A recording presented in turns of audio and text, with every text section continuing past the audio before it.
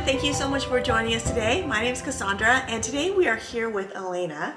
Alaina is the lead kids pastor at Central Christian Church. So she and I actually get to work together, which is super fun for me. So fun. So much fun. Sometimes we get in a little bit of trouble together, but that's okay. We are here talking about peaks. We've been talking about peaks this entire year. And Alaina is going to share with us a peak in her life and really a lot of the valley that started beforehand and where you've seen God and what has been going on in your life. So do you want to share a little bit about your story and where you are today? Sure. Yeah, I'd love that. Okay, a little bit about my story. It's been a journey. And I'll start with about 5 years ago. In 2019, I was diagnosed with ovarian cancer. And this is when you got married, right? I was officially diagnosed 2 weeks before I got married.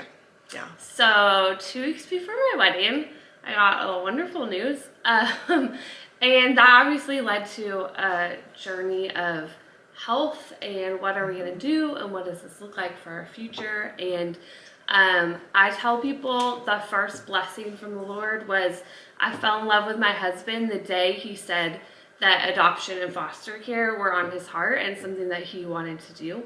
And that was date 2. So date 2, I was like, okay, here's a man that he's saying he wants to do these things in his life, and that's something I'm passionate about. So sure, I want to marry him. So fast forward, like the end of 2019, we're about to get married, and I get this diagnosis, and the diagnosis came with, hey, you're going to have a full hysterectomy, and it's going to be radical, and then you have to go through chemo, and so the option of you having kids is non-existent. And they said, you can choose not to do that if you want, but your survival rate goes down, defeating it goes down, all of that. And we looked at each other and we were like, we got to do it. So that, like I said, we knew we wanted to adopt and do foster care. And so it just became, okay, there's not another option, but this is the option God's like creating for us. Right. And so fast forward a couple of years, we decided let's figure out how to start a family, and we started the adoption process, and we decided that we wanted multiple kids. So the first time around, let's go with domestic private adoption. And we just moved to Arizona. And so we started the process, and what we thought was going to be a really fast process because most of our life, like, we met and 5 months later we were getting married, and then we were moving across the country. And so everything about us as a couple has just happened really fast. And I do remember talking about it, and we all thought, okay, we're going to pray about this, and this is going to be so quick and so easy for you and your family. We were just like, this is going to happen. Let's go. Yes. Yeah. So that's what we all assumed. Yeah. But obviously the Lord had other plans. And so we started the process, and about 4 or 5 months into it, we got a phone call that said, hey, mom's chosen you. She's in a different state. She's due in like a couple days, so we need you to travel. Would you say yes? So we started this 24-hour process of like, okay, this is real, this is fast like we thought, is this happening? And within a couple hours she changed her mind. And that's normal in adoption. And so we just said, okay, it's devastating, but like God's got us, we're gonna keep trekking on. And so then it took another year of waiting and trying to be patient, trying to follow Jesus. At times it was really, really hard to follow Jesus. Like even working at a church, there were days where I was like, this is really frustrating, and something I've longed for my entire life, to be a mom, is being held back, and where is God showing up in this journey? And you're working in kids ministry, so you're surrounded by families and kids all the time. That's our job. Like a constant reminder.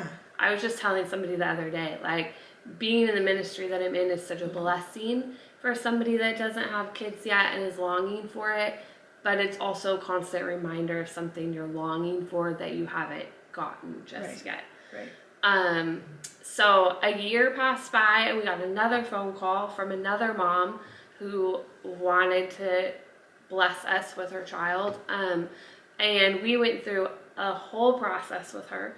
She gave birth, we went to the hospital, we were there with the baby for a couple of days. And at the time when she was finally given the opportunity to sign her rights over to us, I hear Harper. There she is crying in the background. But that's okay. I love it. They got her. Okay, so go ahead. So you were at the hospital with the child, with the baby. You were introduced as mom and dad, right? Oh, yeah. Nurses were calling us mom and dad and everything. And then the mom said, actually, I think I want a parent. I'm going to do this. Yeah. So she changes her mind. We're heartbroken. Like, we had just spent, like you said, days with this baby. We thought we were mom and dad. Well, that's what kept coming across my mind when this was happening, and we were all at church at home praying for you guys, and realizing this is the first time that you were called mom. Yeah. And it all changed. Yeah. So in a blink of an eye, it was quickly removed from us.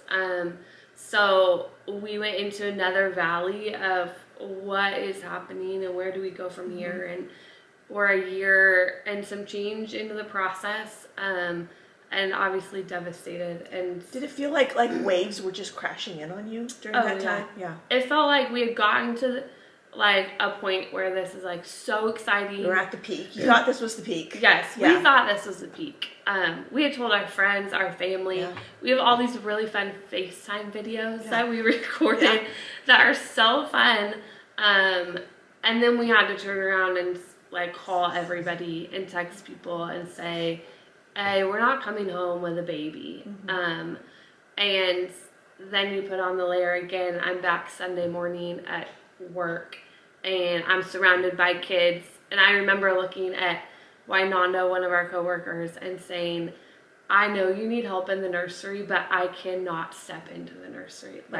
The pain of that right now is too hard for me. I can't do it.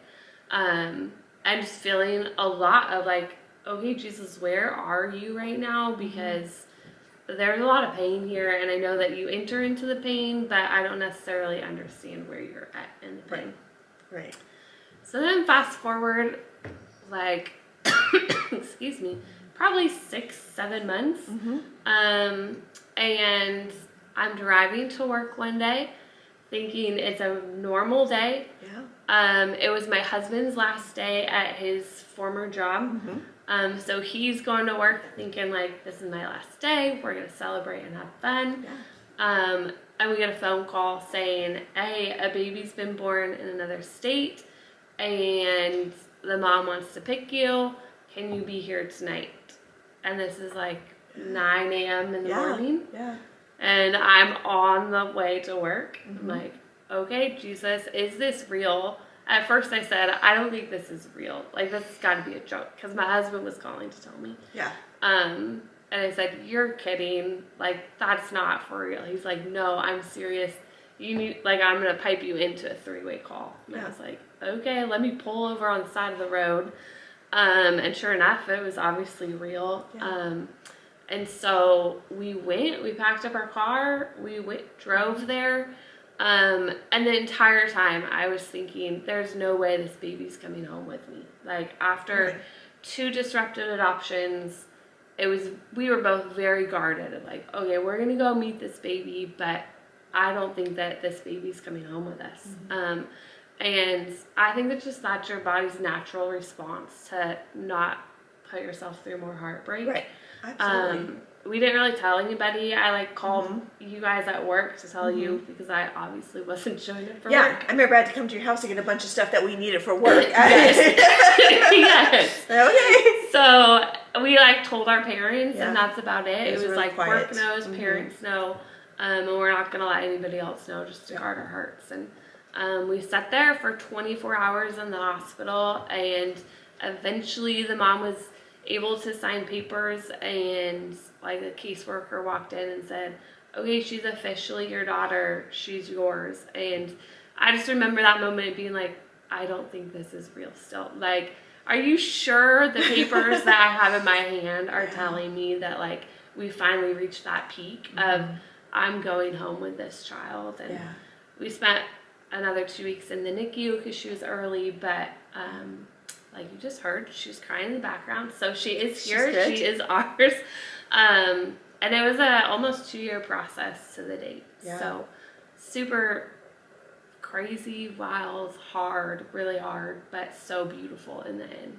What did you learn through all that? What was God teaching you personally? Oh goodness, so much. I feel like I could write a book on like all the learnings through adoption, but I think one, community is so important, which I've always known, but just the beauty of being vulnerable with people, like I had to be vulnerable in different ways that I've never had to before, and so learning the art almost of being vulnerable with people and sharing part of the journey, even when I didn't want to share because I didn't want people to know, especially working at a church and being so involved in ministry. I think it's really hard to admit, like, hey, I'm having a hard time worshiping right now, or I'm having a hard time following Jesus. Right, because you're a pastor, so as a pastor, we're supposed to always, wanting to glorify God and always be in that moment and that's just not. Yeah, and there's moments where in my head I know, and in my heart I know, but that doesn't always mean like in those moments I wanted to sit at the feet of Jesus, and so having to admit that to people and then letting them be the ones that took me to Jesus was huge. Like I've never had to do that before. And then trusting, like truly, even through my cancer journey, like I knew God was going to bring healing and I trusted that. But that was more like tangible to see. Like I could see little steps along the ways of, oh, this is happening and it's bringing healing to my body. But you're at the mercy of somebody else with adoption. You have no control over it. It's whatever Jesus is going to do and when he's going to do it. And so having to trust on such a deeper level that like, okay, I know you've called me to be a mom. I know you've called us to be parents. Yeah. And you've led us through some really deep valleys to get us here. Now you're going to deliver on your promise, but that timing's not my timing. Right. And I wanted it done like that. Like we all thought it was going to happen like that. Yeah. So to trust Jesus to say like, okay, it's not happening like that, but I'm going to trust it's going to happen. And it's going to happen in your timing. So. And now you have beautiful Harper. I know. We all love. She's so gorgeous, you guys. So for what advice would you have for someone who might be going through the same journey or a similar journey? Yeah. I would say like figure out who your core people are that you can trust with that vulnerability. And don't be afraid to share your story. It's hard and it's risky, but it brings so many people into community that maybe you weren't aware that like could be part of that community. And the other part, and it goes with vulnerability, but don't be afraid to let other people carry you to Jesus and like be interceding on your behalf. Because that's, I mean, for me, I'm type 1A, like I want everything planned out and I don't want to rely on other people. Right. But I had to learn to rely on other people, especially in my walk. Like I think even as a pastor, we tell people all the time, like your faith is yours to own, and it's you to be at the feet of Jesus praying, and it is. We're doing that for other people. We're the ones who are guiding others towards the feet of Jesus. Yes. And so to let other people do that for you on your behalf is so big, because if I didn't have that, like there would have been way longer stints for me of not going to Jesus, but because I had people that would say like, oh yeah, I'm praying for you, I'm praying with you, or I know you can't do it today, so I'm going to do it for you, was so important for me. Wow. You know what? Thank you so much for sharing your story. Yeah. Thank you. Harper is just sitting there waiting patiently for you. She's just looking, what is my mama doing right now? She's ready to play. She is ready. She's ready to go. Thank you guys so much for watching. I would really encourage you to like this and subscribe it. Share this with your friends if you know anyone who's going through a similar journey.